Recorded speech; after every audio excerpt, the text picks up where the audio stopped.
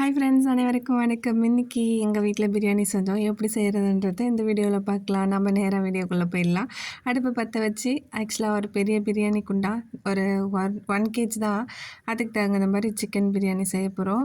First எண்ணெய் ஊற்றி மசாலா பொருள்லாம் போட்டுட்டு இந்த பட்டை, லவங்கம், ஏலக்காய், கல்பாசி அதெல்லாம் போட்டு வதக்கிட்டு நெக்ஸ்ட்டு பார்த்திங்கன்னா வெங்காயம், பச்சை மிளகாய் போட்டு வதக்கியாச்சு. அது கூட கொஞ்சம் கல் உப்பு சேர்த்து போட்டு வதக்கிக்கோங்க. அப்போ இன்னும் சூப்பராக வதங்கி வந்துடும் நம்மளுக்கு.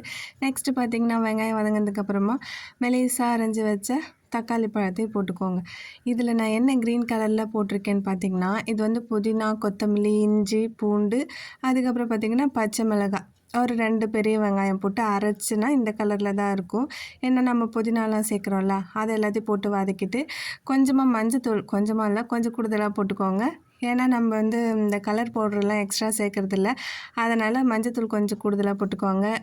பிரியாணி மசாலா, கார மிளகாத்தூள் காரத்துக்கு தகுந்த மாதிரி, அப்புறம் வந்து சிக்கன் மசாலான்னு இருக்குல்ல, அதையும் போட்டுக்கோங்க. சரியா? இது எல்லாத்தையும் போட்டு நல்லா பச்சை வாசனை போகிற அளவுக்கு நல்லா கிண்டி, அதுக்கப்புறம் எண்ணெய் பிரிஞ்சு வந்ததுக்கப்புறமா 1 kg வந்து சிக்கனை வந்து அதிலே போட்டு நல்லா வந்து வதக்கிக்கோங்க. இது நல்லா கொஞ்சம் பாதி வந்து வர்ற மாதிரி இருக்கணும் சிக்கன். அதுக்கப்புறம் பார்த்திங்கன்னா அது கூட கொஞ்சமாக ஒரு தயிர் பாக்கெட்டு ஊற்றிக்கோங்க. நான் வந்து பாக்கெட் தயிர் தான் யூஸ் பண்ணேன்.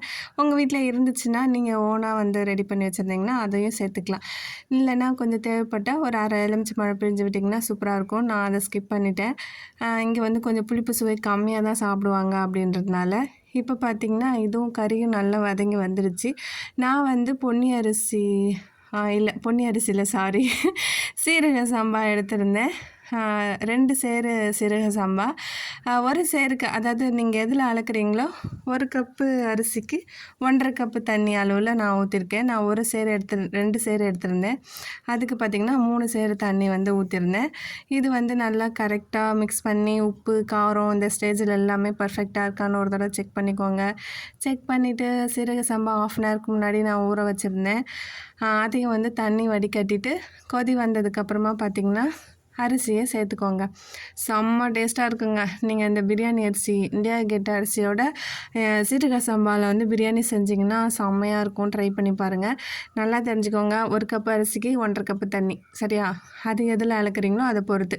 கொஞ்சம் கூடுதலாக புதினா, கொத்தமல்லி இது எல்லாத்தையும் நிறைய போடுங்க. அப்போ தான் நல்லா வாசனையாக இருக்கும். செம்ம டேஸ்ட்டில் இருந்ததுங்க. சாப்பிடும்போது நிஜமாகவே சூப்பராக இருந்துச்சு. ட்ரை பண்ணுங்கள். அது வந்து நம்ம குக்கரில் செய்கிறதோட இந்த மாதிரி தம் பிரியாணி போட்டோன்னு வச்சுக்கோங்க, அல்டிமேட்டாக இருக்கும். என் பையன் வேறு எப்போம்மா ரெடி ஆகும் பிரியாணி, எப்போம்மா ரெடி ஆகும் அப்படின்ற மாதிரி சொல்லிட்டு இருந்தான்.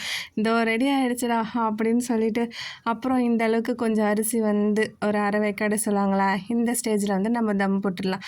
நாங்கள் எப்படி செய்வோன்னா, வாழை இலை இருக்குல்ல, வாழை இலையை வந்து அது மேலே போட்டுருவோம்.